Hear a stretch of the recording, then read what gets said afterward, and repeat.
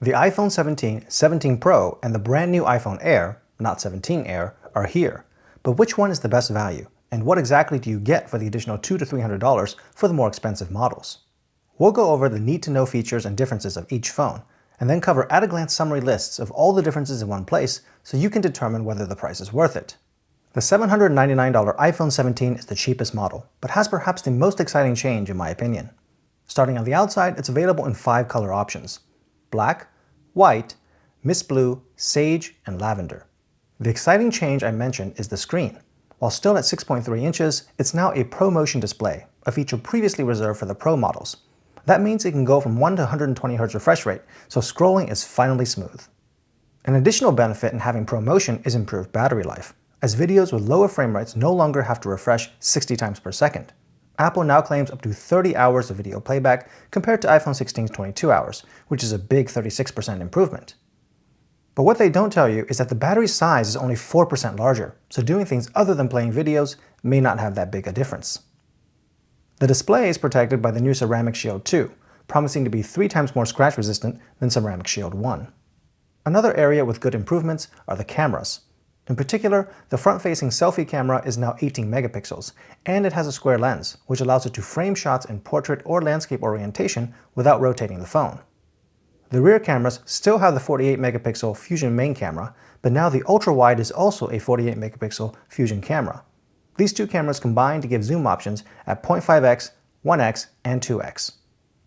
An interesting new feature, however, is dual capture, which records video with both the front-facing camera and rear camera at the same time, so you can show yourself and what you're looking at simultaneously. Moving to the inside, the iPhone 17 is powered by the A19 chip with 6 CPU cores and 5 GPU cores, and is said to be 20% faster than the A18 chip in the iPhone 16.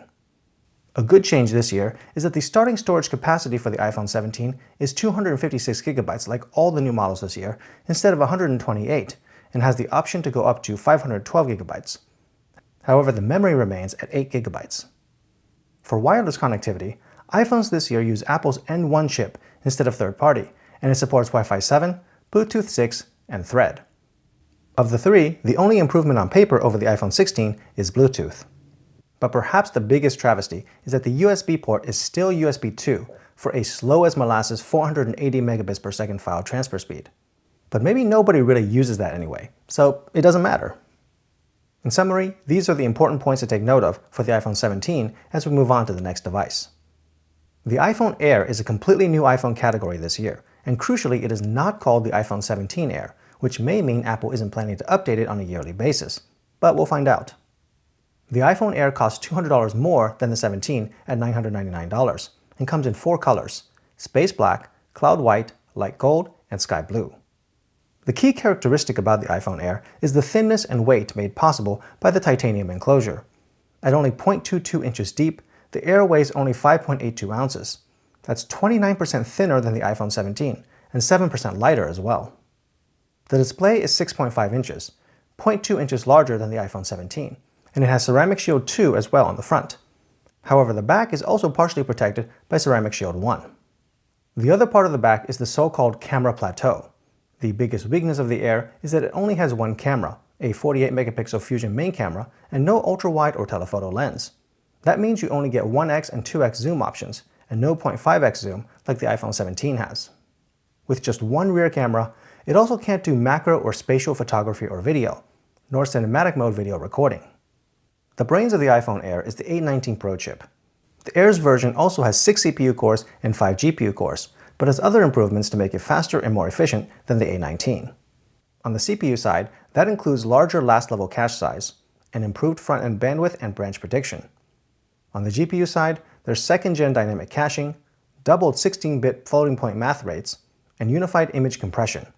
There's also neural accelerators built into each GPU core, resulting in 3 times the peak compute of the A18 Pro for AI workloads.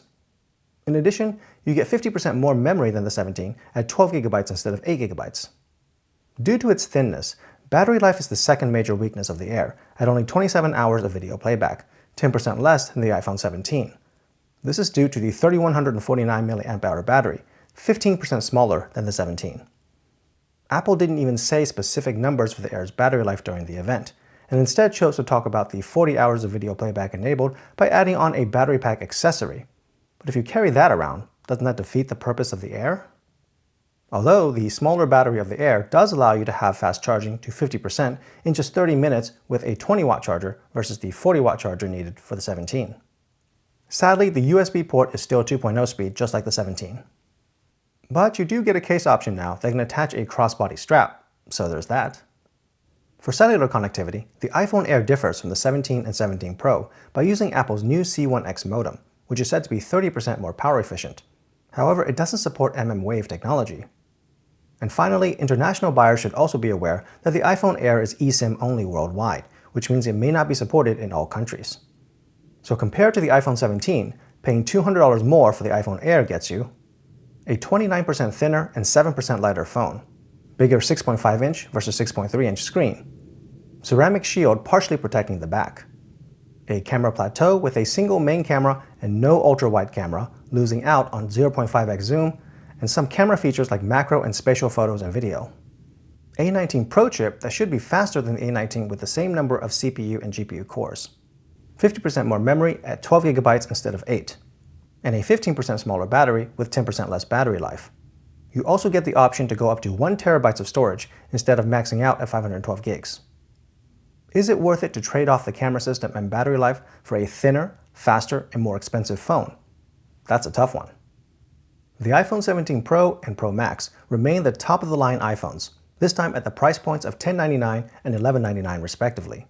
Color options continue to decrease by 1 down to just 3 colors: silver, cosmic orange, and deep blue. The displays continue to be 6.3 and 6.9 inches, but the phone now has an aluminum unibody design, letting the Air be the titanium option.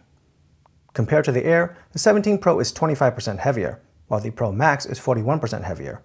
Compared to the normal 17, the Pros are 17% and 32% heavier. Like the Air, the 17 Pro has Ceramic Shield 2 on its front display and Ceramic Shield 1 on part of its back under the camera section. The 17 Pro has an even larger camera plateau to house its 3 cameras. This time around, all 3 cameras are 48-megapixel Fusion cameras, but not all Fusion cameras are created equal.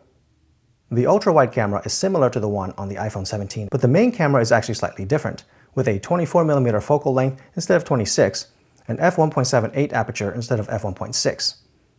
It also has second-generation optical image stabilization compared to the first generation in the 17 and Air. The 17 Pro also has a third telephoto camera, offering optical zoom at 4x, or 100mm, at 48 megapixels, and 8x, or 200mm, at 12 megapixels. That's much better resolution at 4x zoom, and a larger zoom-in than the 12-megapixel 5x or 120mm telephoto camera from the iPhone 16 Pro. The camera features are also better, including adaptive True Tone flash and Pro RAW for photos. However, the bulk of the improvements are for video, including ProRes video recording, and new this year is ProRes RAW format support. You also get the Academy color encoding system, Apple Log 2 video recording, and Genlock support, all professional video features that most normal folks probably won't need. And there's also a LiDAR scanner on the Pro that isn't on the 17 or Air. On the audio side, the 17 Pro has a studio-quality 4-mic array, while the others have, I'm not sure how many and what quality, but it seems there are at least 3 from these diagrams. On the inside, we have the A19 Pro chip with 1 extra GPU core compared to the Air, meaning graphics and AI performance could be up to 20% better. However, it's possible that the performance difference overall is greater than that due to the Air being so thin, while the 17 Pro has a new vapor chamber thermal system to dissipate heat and draw out the max performance of the A19 Pro chip. Exactly how much would need to be tested. Like the Air, the 17 Pro has 12 GB of memory and storage goes from 256 gigs to 1 TB. But the 17 Pro Max also has a 2 TB storage option, though it doesn't come cheap. The iPhone 17 Pro and Pro Max have the best battery life, at up to 33 and a whopping 39 hours of video playback respectively. That's because the battery sizes are 15% and 38% larger than the iPhone 17, and 35% and 62% larger than the iPhone Air. The Pro Max in particular is the first time an iPhone battery has exceeded 5,000 mAh. And finally, the 17 Pro has a USB 3 port for 10 gigabit per second transfer speeds, 21 times faster than USB 2's 480 megabits per second in the Air and 17. Oh, and Pro models get tech-woven cases that also support the crossbody strap, similar to the Air. So if we compare the iPhone 17 Pro and Pro Max, The extra $100 gets you a 0.6-inch larger screen, a 20% larger battery and 18% more battery life for video playback, a larger and 13% heavier phone, and the option to go up to 2 TB of storage if you pay $400 more.